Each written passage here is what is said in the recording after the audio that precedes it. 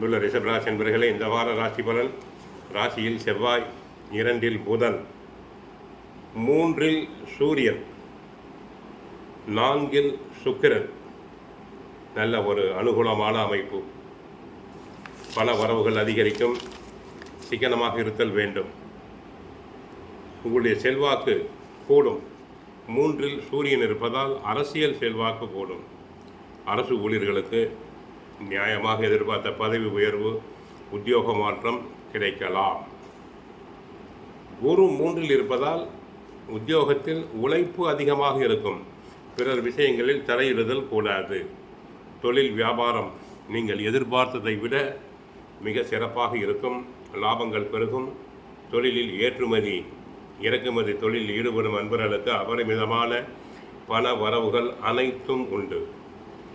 உத்தியோகத்தில் உள்ளவர்கள் தாங்கள் எடுக்கும் பணியில் நன்கு நல்ல விதமாக உழைத்து சிறப்பாக செய்து நல்ல பெயர் எடுப்பார்கள்.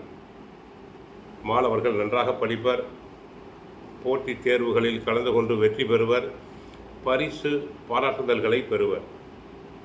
சிலர் உயர் கல்விக்காக வெளி மாநிலங்கள் வெளிநாடுகள் செல்லலாம். ராசியில் செவ்வாய் இருப்பது ஒருபுறம் உஷ்ண கிரகம், பேச்சில் உஷ்ணம் வெளிப்படும். ரிஷபராசி பெண்கள் சூடாக காணப்படுவர். அவர்களை தொட்டு பார்த்தால் சூடாக இருப்பர். ஏனென்றால் ராசியிலேயே அக்னி கிரகம் செவ்வாய் இருக்கிறது.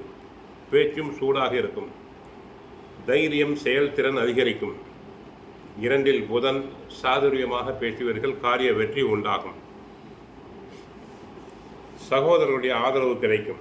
தொழிலில் புதிய பயணங்கள், ஒப்பந்தங்கள் உருவாகும். பூர்வீக சொத்து பிரச்சனைகள் அனைத்தும் தங்களுக்கு தீரும். தொழில் ஸ்தானத்தில் ராகுவும் லாபஸ்தானத்தில் சனியும் இருப்பது நன்மை. வியாபாரிகள், தொழிலாளர்கள் அபரிமிதமான லாபம் பெறுவர். அவசர கோபத்தை கட்டுப்படுத்துவதற்காக சிறிய உடல்நலக் குறைவு அலட்சியம் செய்ய வேண்டாம். கோபத்தை கட்டுப்படுத்துங்கள். சிறிய உடல் உபாதை என்றாலும் உடனே மருத்துவரை சென்று சந்தித்தல் வேண்டும். அனாவசிய செலவுகளை குறைத்து கொள்ள வேண்டும். வீண் பழி சொல் ஏற்படலாம். மற்றபடி கோயிலுக்கு சென்றால் கிருஷ்ண பரமாத்மாவை வழிபடுங்கள். தினமும் சுந்தரகாண்டம், பகவத்கீதை பாராயணம் செய்யுங்கள். வாழ்க வளமுடன். மங்களம் உண்டாகட்டும். ஹரே கிருஷ்ணா, ஹரே கிருஷ்ணா.